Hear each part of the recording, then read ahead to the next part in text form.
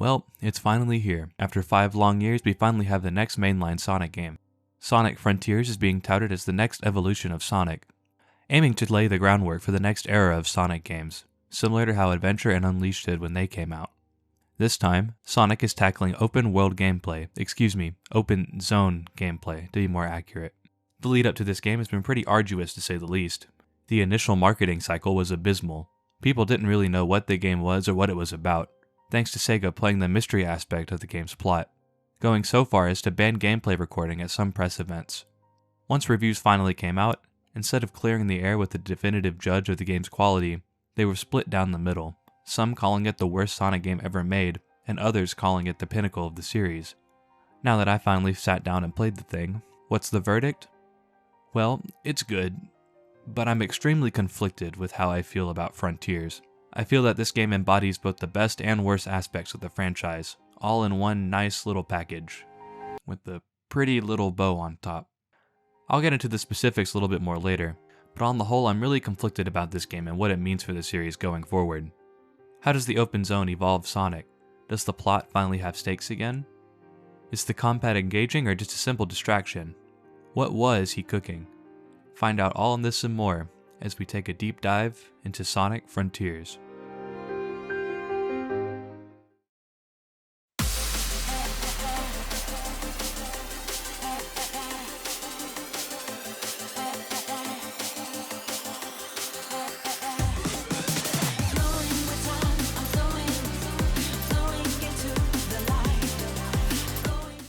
Sonic Frontiers opens with Sonic, Tails, and Amy heading to the Starfall Islands, as they detected all of the Chaos Emeralds gathering there for some unknown reason. As they approach, however, they are all sucked into a cyberspace portal, which only Sonic is able to escape from. Upon waking up on Kronos Island, Sonic hears a voice that tells him to search for the Chaos Emeralds and defeat the Titans in order to destroy the walls between dimensions. With no other leads to work off of, Sonic heads off to search for the Chaos Emeralds while keeping an eye out for his friends. Sega made a huge effort to refer to Frontiers as an open zone game rather than open world, which confused a lot of people, including myself, as they weren't very clear about what the difference between the two was. After playing the game for myself, I can safely say I now understand the distinction between the two. Rather than exploring one large map for the entire game, Sonic explores multiple larger sandboxes, similar to something like Mario Odyssey. The game is split into 5-ish islands, most of which contain different terrain and challenges. The main goal of each island is to gather the 7 Chaos Emeralds, so that Sonic can stand up to each of the Titans that are holding his friends in cyberspace. Unfortunately, most of them are locked in Chaos Emerald vaults, which require a certain amount of vault keys to unlock. While you can find a few of these keys littered around the map, the main way of getting them is through cyberspace portals, which host traditional linear Sonic levels. To activate cyberspace portals, you need portal gears, which are dropped by mini-bosses littered around the map called Guardians. On each of the first 3 islands, one of Sonic's friends is trapped in a cyberspace cage, which you can open with these character-specific memory tokens. These are also used to unlock side stories in various places around the map. The memory tokens are littered all over the place, usually in a treasure spot or at the end of these little mini platforming challenges. Some emeralds are locked behind character-specific minigames, so while you need to collect a certain amount of each token, there's more than enough to where you don't have to painstakingly collect each one.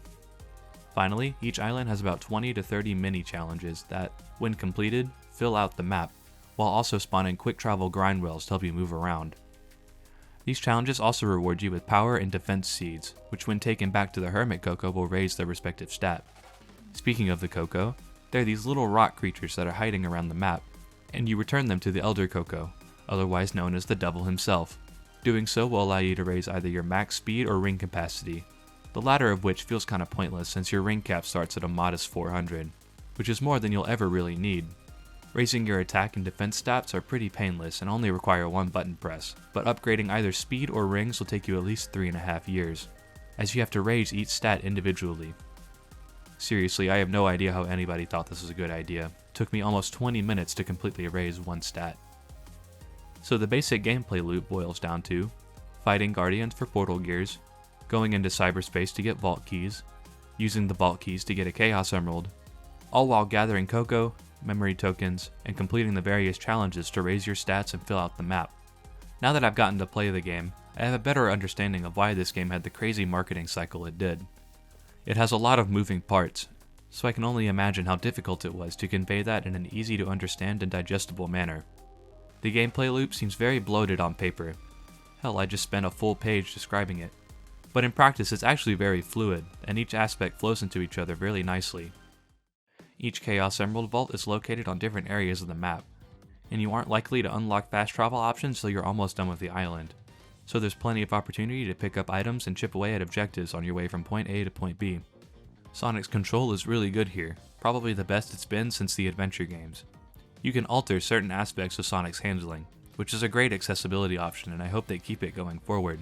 While Sonic controls really well on the whole, I have a few nitpicks. For starters, Sonic has a huge rebound on his homing attack, so using it in quick succession feels clunky.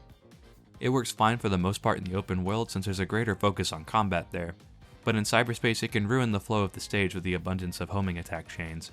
Sonic also has really tight air control, meaning turning around in mid-air is almost impossible, which can make precise platforming a pain in the ass. Sonic loses a lot of his momentum when you jump, which makes crossing what should be simple gaps a nightmare. This is made worse by the fact that Sonic seems to have 3 packs of chewed gum on his shoes at all times, which sometimes results in you running right down the edge of a cliff instead of launching from it. This means you can't use your speed to launch yourself off stuff like you could in the adventure games, which is a missed opportunity. You can do a similar thing with the rails that spawn around the island, but I think it would be cool to do it whenever you wanted. There's a couple mods for the PC version that add momentum and such, and with them you can launch yourself around each island, which is stupid fun, so I hope Sonic Team leans into that a little bit more with the next game. Other than these few things, the game plays very well. You can get some insane speed if you know what you're doing, especially with the power boost you get after maxing out your ring count. Presentation-wise, the game is gorgeous. The lighting especially feels really nice, highlighted by the day and night cycle that can produce stunning results. The time of day is also reflected in cutscenes, which I always think is a really cool detail. While the main story cutscenes are pretty good, with the characters being pretty expressive most of the time, a good handful are extremely boring to look at. The side stories in particular feel really lazy. The main cutscenes are extremely expressive, and the characters react to each other while they're talking, with things such as Sage teleporting constantly around the characters, or Knuckles prancing around while talking. With the side stories though, the characters are very static, and pretty much just talk at each other. I understand that these are technically side content, but they have some really good character building moments, so I wish they had put more time into properly animating them. The voice acting on these cutscenes is solid for the most part, but it feels like for some scenes they only did one take, because the delivery feels a little off. You can see it most with Amy's dialogue. For a lot of scenes, it feels like she's whispering into the microphone.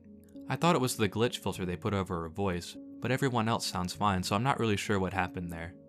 Other than that though, everyone else sounds great. Sonic is rocking a slightly deeper voice now.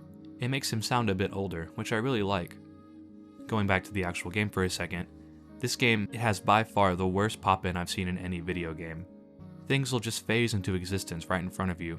Hell, sometimes they don't load until you're right on top of them. Other than that, the game is really pretty and a treat for the eyes and ears.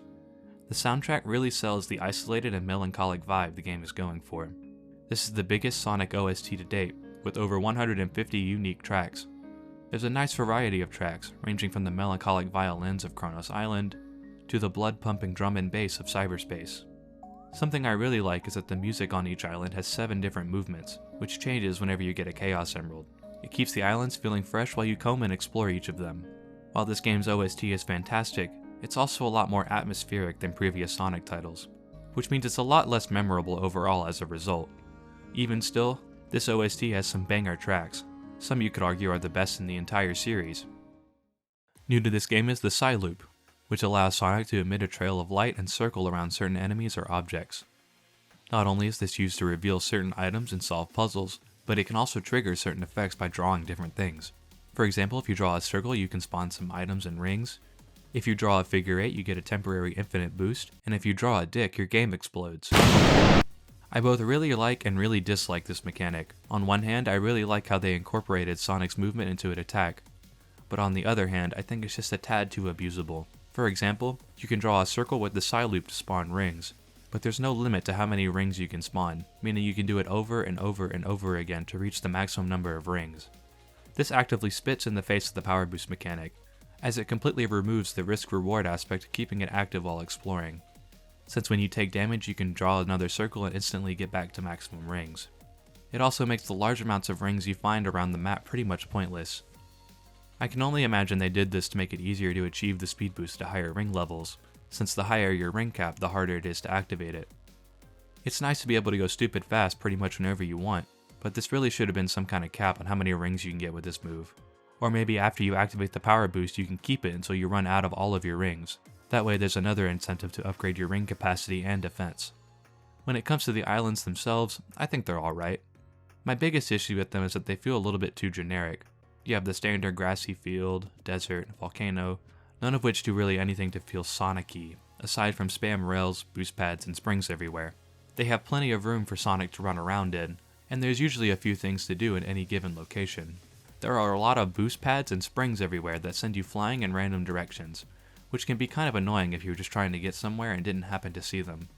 The latter half of the game is particularly bad with this, as starting with the third island, a lot of these will lock you into an inescapable 2D section. There are a lot of mini platforming challenges scattered through each island, and these challenges are extremely simple, which I think works in this case since you can finish them really quickly, get the reward, and then get shot off towards an interesting landmark. It's also really fun figuring out how to skip them and get the item in unintentional ways. I can't say the same thing for the map challenges. These are incredibly simple, usually offering little to no resistance from the player.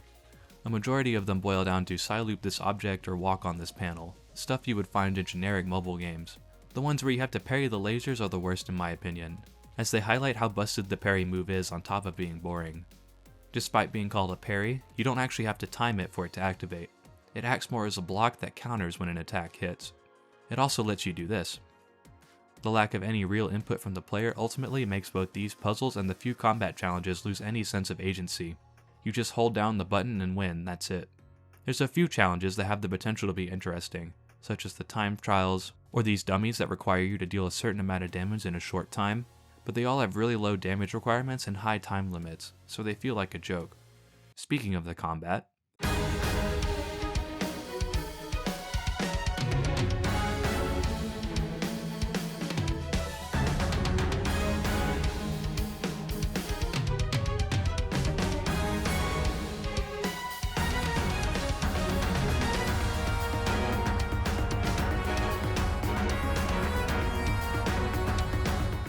the combat in Frontiers took a while to grow on me. Sonic starts the game with a basic melee combo, but as you progress you quickly gain access to flashy moves that Sonic can perform with the press of a button. Most of them require you to deal damage before you can use them, but others can be used on a whim. It feels really cool to string together multiple moves and watch Sonic practically dance on enemies. You unlock skills by earning experience, which gives you skill points you can spend on the skill tree. The skill tree is rather small, which wouldn't be a huge issue if the experience wasn't so easy to come by. Defeating enemies gives you a modest amount on its own, but scattered across the islands are various breakable objects that drop tons of this stuff, sometimes upwards of 5 to 10 skill points at once. I was able to get all of the skills by the start of the third island, and by the end of the game I had over 100 skill points I just couldn't spend. There are two categories of enemies in this game. You have the basic enemies that are scattered around and the larger guardians. The basic enemies are pretty lacking in variety, with only about 5 different types that I can recall off the top of my head. The most abundant of them are these soldier enemies, which start out pretty harmless but can be pretty annoying by the end of the game.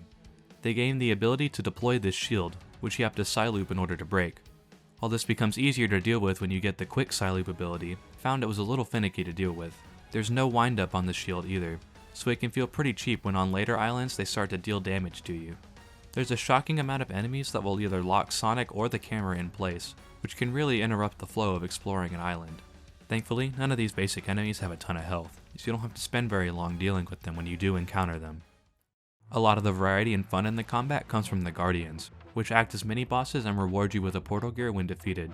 There are over 15 in total, and while a few are reused, each island usually has its own set of Guardians, which helps keep things from getting stale. These enemies usually require Sonic to do something in order to make them vulnerable, such as chase them down, skydive through some rings, grind on rails, etc. These enemies have larger health pools, which means there's more room to weave together sick combos than with the normal enemies. Some of my favorites include the Ghost, which requires you to do a little platforming challenge while the boss drains your rings, the Spider for its kick-ass music, and the Sumo because it shoots you all over the place like a pinball. The Guardians act as a nice change of pace from the traditional combat encounters, and the majority of them are really fun, sharp withstanding. My biggest issue with the combat system as a whole is that the attack increases you get throughout the game are stupid broken. I mentioned earlier that the combat took a while to grow on me, and that's because during a normal playthrough, Sonic's able to deal far too much damage. So much so that even the Guardians tend to crumble extremely quickly, which is made even worse with the busted parry. It wasn't until I did a playthrough without any stat increases that I really came to appreciate the potential the combat system has, but unfortunately that's not the experience most people are going to have. A lot of the Guardians have ways to extend the amount of time they're stunned, which is a really cool way to reward experimentation, but I never found these on my first playthrough since I would kill everything extremely quickly. I think they should have lowered the amount you could raise your attack.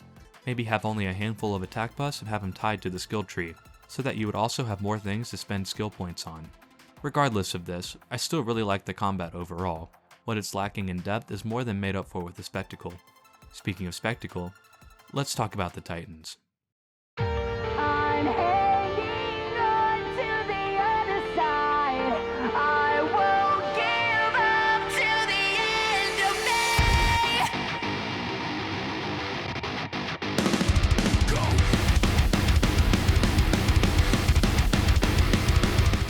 The boss fights against the Titans are easily the best part of the game.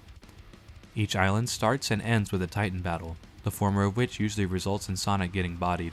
After gathering 6 of the emeralds on each island, you have to scale the Titan in order to get the last one. After getting the last one, Sonic transforms into Super Sonic to challenge the Titan properly. Super Sonic has all of the combat abilities that regular Sonic has, except they're on crack. These fights are really simple mechanically, thanks mostly to the insanely high default ring count and broken parry, but they more than make up for it with the spectacle. I will never get over the feeling of fighting a giant flying robot while flying over the island you were just exploring. This is some of the sickest shit Sonic has done since Unleashed.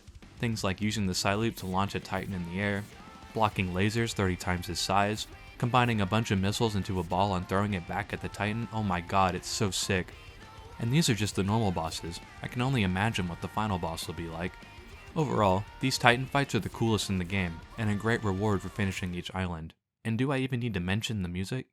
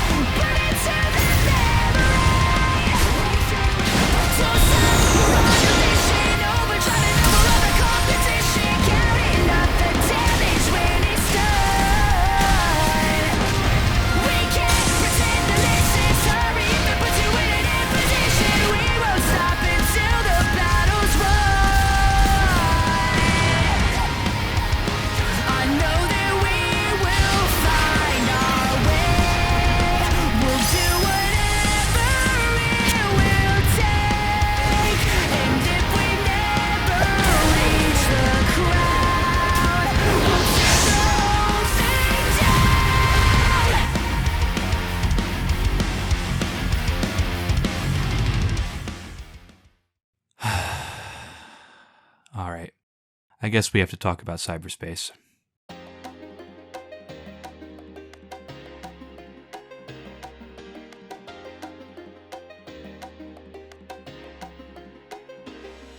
Why do I get this feeling of deja vu? If the boss fights are the best part of the game, cyberspace is easily the worst. Let's start off with the positives, because there's a few things I do actually like about cyberspace. For one, the air boost from forces has been brought back, which gives you some insane air time if you use it right. It feels really good to use it in just the right spot and skip a portion of the stage. Another thing I really like is that stages are either strictly 2D or strictly 3D. They don't swap between the two anymore. We haven't had fully 3D stages since 06, so I really hope this is something they keep going forward. Each stage also has its own music track, which in Sonic tradition are a treat for the ears. And that's it. The rest of cyberspace is extremely disappointing, to the point I think I'd rather play some Forces stages over these. Just about every stage in the game is ripped right out of an older Sonic game. This is made even worse by the fact that there are only 5 different visual themes for each level, most of which are ripped from Generations, which causes a lot of the stages to blend into one another. This time, instead of just ripping levels from the classic Sonic games, we get some adventure levels too. That's right, the adventure pandering starts now, baby! The biggest issue for me is Sonic's control. It's separate from the handling in the open world, and to me it feels like they took all the sliders in the options menu and put them at the lowest setting possible. Sonic feels extremely sluggish in these stages, and he turns slower than a semi-truck, both in the air and on the ground. Sonic can no longer boost through enemies either, which feels cheap because they used the enemy layouts from when you could do that, which leads to a lot of cheap shots and ruins the flow of some stages.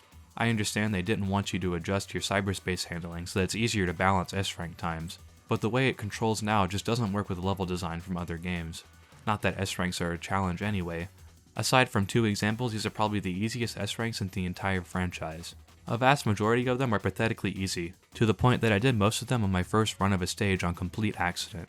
That's true of all the cyberspace challenges, to be honest. The red rings are so close together that it's virtually impossible to miss them, and the ring challenges are so easy I don't even know why they exist. Despite most of the levels being ripped right from older Sonic games, they're often cut up and separated into multiple levels. For example, they took Green Hill Act 2 from Generations and made the 3D portions and 2D portions their own separate levels.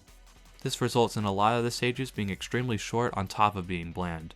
Some of these stages are less than 30 seconds long. Cyberspace as a whole feels like unnecessary padding, which is a shame because there's a few cool ideas here.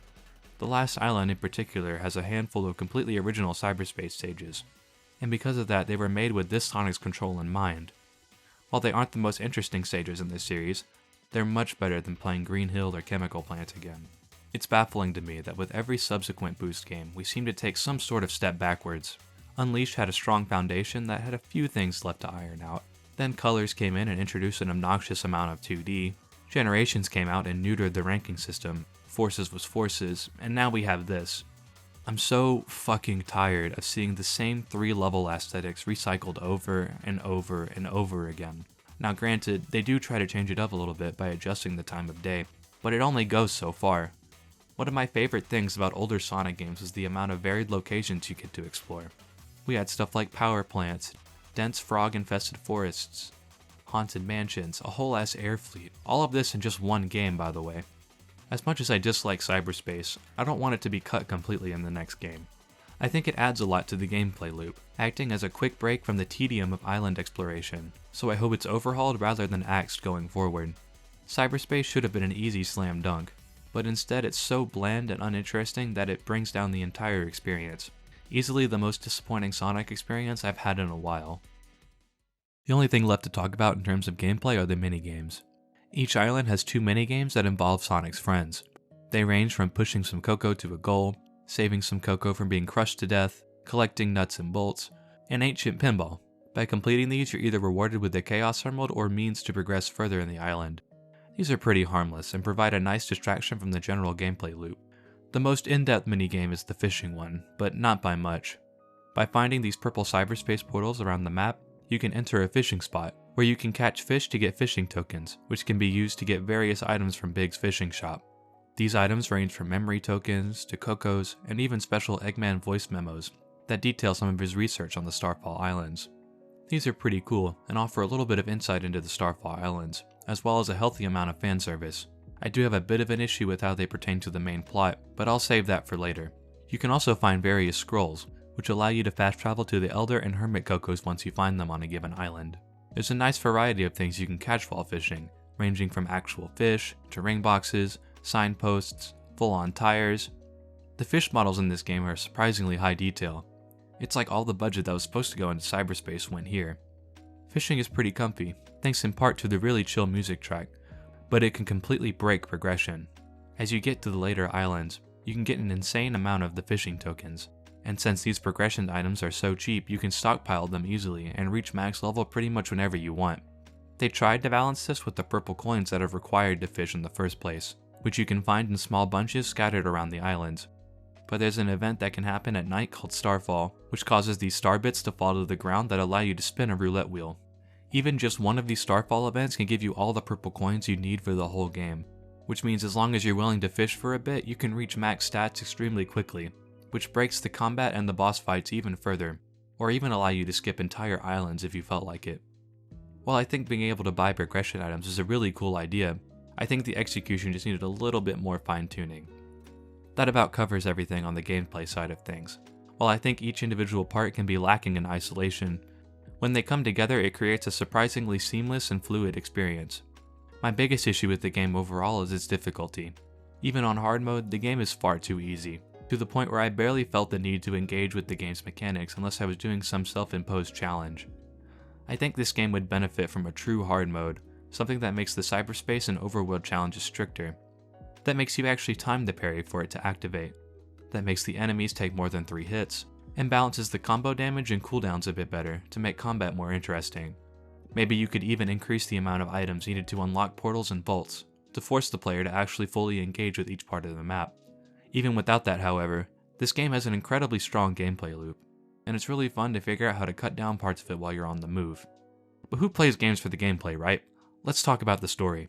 I think this is what I and many others were most worried about when going into the game. Sega made a big deal about how more mature this game was compared to previous Sonic titles, even bringing in renowned writer Ian Flynn, who has done tons of work for the comic series up until this point.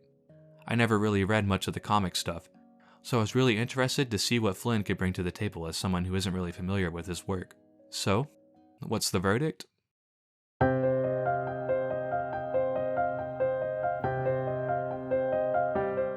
I want to split this section into 2 parts and talk about the writing and the plot separately, as I feel pretty different about both. Let's start with the writing. This is some of the best writing I've seen in the series to date. It's so refreshing to see these characters actually be characters again. Just about all of the interactions feel natural and build on the character dynamics that have been around since the Adventure games. I've seen a lot of criticism thrown at the amount of fan service in the game, but I think it's a welcome change. I'll admit, some of it feels a little forced, such as Sonic saying, "I'll be back before you can do a fortune card reading. See ya!" and the copious references to characters that haven't appeared in a game for years. But these are very few and far between, and most of them are just insignificant monologues that Sonic has while running around in the field. The rest just feel like natural world building, taking plot points from previous games and building off of them naturally. Moments such as Tails acknowledging his inconsistent actions and forces, forcing Sonic to remind him of all the good things he's accomplished, to Knuckles lamenting about being the last of his race and having Sonic there to comfort him. It's good stuff that hasn't been in the series for a long time. The first 3 islands are mostly dedicated to the small character arcs of Sonic's friends, each of them vowing to change themselves for the better. For example, Knuckles wants to get off Angel Island and explore the world, Tails wants to become more independent from Sonic, and Amy wants to spread love around the world, whatever the fuck that means. I like all of these arcs and what they mean for the characters going forward. But since they're mostly set up for future stuff, it doesn't really go anywhere definitive. This on its own would be fine, but it leads into a greater issue I have with the main plot, which I'll get to a little bit later. The game takes plot points from previous games, such as the flashbacks to Call showed everybody in Adventure, and integrates them into the main plot. It's refreshing to see the games care about their pre-established lore for the first time since arguably 06. I love Sonic's dynamic with Sage. Sage is an AI created by Eggman that starts out extremely cold towards Sonic, refusing to even elaborate on what's going on in the Starfall Islands when prompted. As the game goes on, Sage is moved by both Sonic's actions and interactions with his friends, to the point that they eventually team up to stop the final threat at the end of the game. Sonic is never really antagonistic towards Sage, usually attempting to break the tension between the two in order to try to win her over, which leads to some of my favorite interactions in the game. What is your end goal? It varies. Sometimes it's a spinning sign, sometimes it's a big old ring. No. I can't say the same about Eggman's relationship with Sage. Eggman is trapped in cyberspace for a majority of the game, and there's a handful of scenes where the two talk about what's happening on the Starfall Islands while he's there. These scenes, while neat on paper, really fall flat in my opinion. Eggman is supposed to be looking for a way out of cyberspace, but all of these cutscenes take place in the same exact spot, which makes it feel like he's not really doing anything. Having a few more locations for these scenes would have gone a long way to establish that time is actually passing. As it is now though, they all blend together and feel really bland. On one hand, I really like how these scenes are framed, as they visually show the emotional gap between Eggman and Sage, but they mostly boil down to Eggman and Sage talking at each other, with none of the expressiveness or character interaction I love in the other main cutscenes. These cutscenes are supposed to establish Eggman's building attachment to Sage, but it usually results in him being pretty cold to her up until he escapes cyberspace and starts calling her his daughter.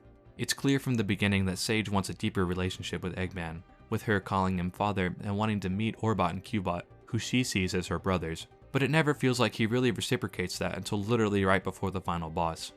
You get the idea that he's warming up to her through the egg memos, but these are optional, so without them it kinda blindsides you right at the end. It's a shame because I really like what they were going for with their relationship, but as of right now it feels just a little half-baked. That's how I feel about the plot as a whole if I'm gonna be honest. There's a lot of setup here, but very little of it actually pays off in this game. As stated earlier, the first 3 islands are mostly dedicated to the arcs of Sonic's friends, with little breadcrumbs about what's happening in the bigger picture. We get a lot of flashbacks that give us a glimpse into what killed the ancients on the Starfall Islands, who bear a striking resemblance to Chaos from SA1. Most of the main story up until the 3rd island is dedicated to Sonic building up his relationship with Sage. The 4th island onwards is where we get the majority of the main plot. Unfortunately, it's at the 4th island that both the game and its story take a major hit in quality in my opinion. Calling Raya Island a full island is far too generous. Unlike the other islands, you don't actually explore or do anything here. Instead, you just climb 6 towers, with a cutscene at the top of each one. It feels like they didn't have a place to naturally introduce all these plot points, so instead they just dumped them all here on one mini island right before the finale. It's here that we learn that the ancients are actually from outer space, and that they used the Chaos Emeralds to escape their dying home planet, which was being destroyed by some malevolent force. The Master Emerald draws them to Sonic's planet, so that's where they decide to set up their new home. But before long, the force that destroyed their planet follows them, and threatens to destroy this planet too. The Ancients build the Titans we fought throughout the game in order to stop it, but they aren't strong enough, so they seal the force inside one of the other Titans and trap it in cyberspace. So basically the voice that's been giving Sonic instructions the whole game was this malevolent force called the End. And by defeating all of the Titans and activating the towers, Sonic sets it free, and allows it to wreak havoc. To make matters worse, by trying to free his friends from cyberspace, Sonic is corrupting himself with cyberspace energy, which is now killing him. Up until this point, I was really enjoying the plot for the most part. I don't really think the Chaos Emeralds needed an origin story, but having them drawn to the Master Emerald on another planet is a cool idea.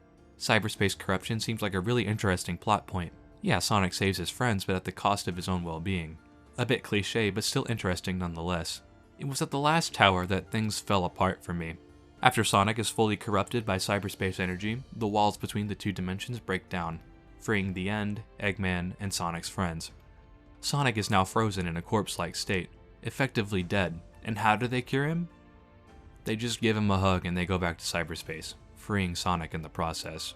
This was incredibly disappointing. The entire game builds up to this moment of Sonic being essentially killed, and it's solved and moved on from in less than 5 minutes. Even fucking Sonic 06 knew to treat the death of its main character as a big deal, requiring all of his friends to travel across time and space to find the emeralds and commit a cardinal sin to bring him back. But this? It's just nothing. The game had this theme of actions versus their consequences going, and then they just threw it out the window in the 11th hour. Coupled with the side stories that acted mostly as setup for future titles, it feels like a majority of this plot goes nowhere.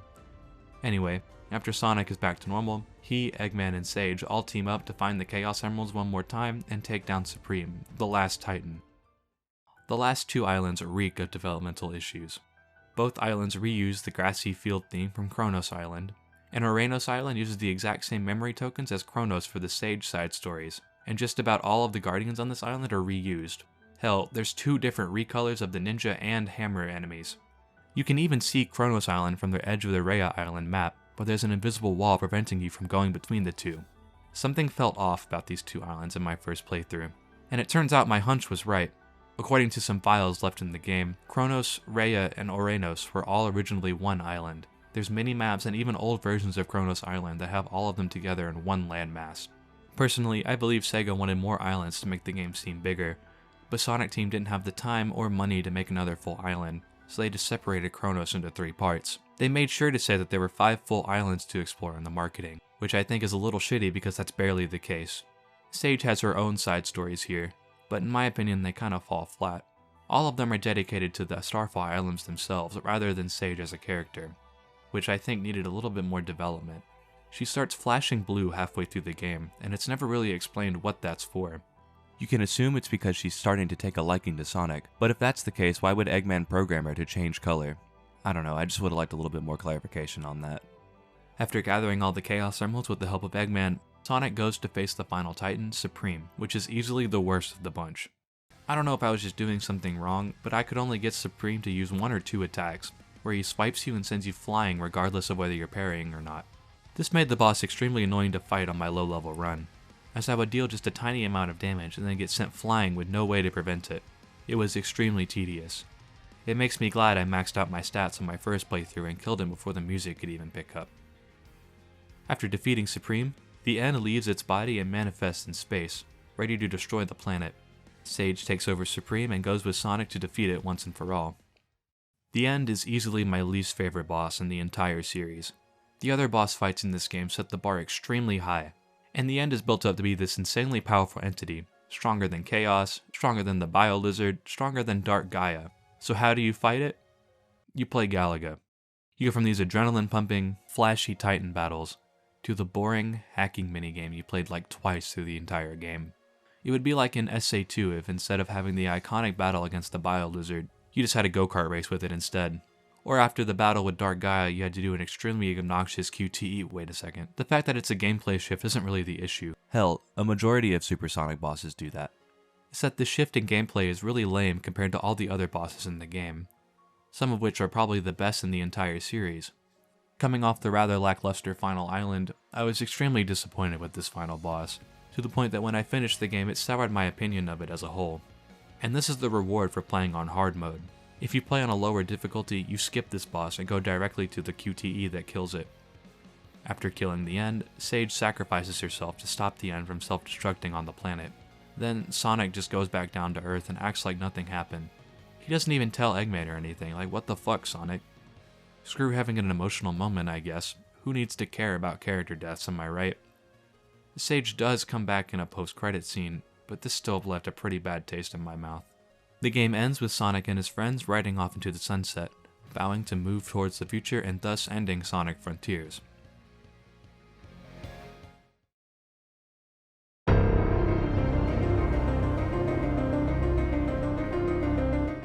I think I made it pretty clear the last portion of this game was pretty disappointing, in that it reeked of troubled development, which on its own wouldn't be a huge deal. The game is still really fun despite my gripes with the story, and is polished enough to where I didn't run into any glitches outside of a few physics snafus. But in the greater context of this series as a whole, I find it to be quite concerning. It's no secret that a lot of Sonic games have had troubled developments. Hell, Sonic 06 is the poster child of rushed video game. But it could be argued that troubled development has been a series staple from the very beginning. Sonic 2 and 3 are notorious for being rushed out the door, the latter of which had to be released as two separate games before it was officially finished. Work on Sonic Heroes was so grueling that it hospitalized some of its developers, and Sonic Forces had less than a year in active development. We still see it today with games like Sonic Colors Ultimate and to a lesser extent Sonic Origins. Games littered with issues at launch that ruins the game experience for a lot of people. That's not to say that having developmental issues makes these games bad. Hell, a lot of these games are my favorites ever made. But what it does mean is that Sega has a consistent history of holding back the series in some manner, which has led to Sonic's rather infamous reputation for being bad and janky. During the lead up to this game's release, a lot of people were pointing out the game's issues, such as the bad pop-in and bland level theming, but I and many others gave Sega the benefit of the doubt, saying, "It's been 5 years since Forces. Surely that means they've taken the time to polish the product, and the stuff we've seen is just early builds." While some of these issues were resolved, a lot of them weren't, and coupled with a plot that doesn't really go anywhere and the blatant reuse of content, it tells me that Sega still isn't willing to give Sonic, their flagship franchise, the time or budget it needs to truly flourish. It's such a shame because I know there's a great foundation here, and with that little extra push and support we could have something revolutionary on our hands here. But as of right now, I just don't see it. Sega makes a huge deal about changing things internally after every bad release, but we're 5 years out from Forces and we still have the same exact shit happening. It's frustrating, because with the full backing and support from Sega, I know Sonic could be a big name again, one that could rival even Mario or Crash, but instead we seem to have the same shit happening over and over again on loop. Despite all this, despite all of my criticisms of the gameplay and its plot, I still really like this game. There's something unique about it that I can't quite place my finger on. It has this, I'll play just a little bit more vibe to it, that I haven't felt playing a game in many years. Even now I have this itch to jump back in and run around the fields and plains of the Starfall Islands. When everything flows perfectly, the experience is unlike anything I've played in the franchise.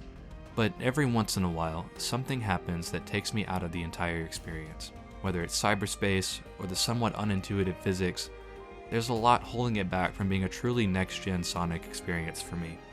I want to believe that Sega will take the feedback from this game and make something truly special. And credit where it's due, they're releasing free DLC that is looking to address a lot of its issues. But it feels like we've been saying, oh well, we'll get them next time for sure, for the past decade, maybe even longer than that. I want to be glad that we finally got a good, sometimes excellent game after waiting for so long. But there's so much about this game that just rubs me the wrong way, and it makes me worried about the future of the franchise. I want the franchise to be special again, like it was when I was a kid. But a lot of the time, it seems that Sega doesn't. In a lot of ways, Frontiers truly feels like the fruit of 5 years of hard work and dedication. But in a lot of ways, it also feels like nothing's actually changed. It's because of all this that I'm not really sure what to think of the Sonic franchise going forward. It's because of all this, I don't know how to feel about Sonic Frontiers.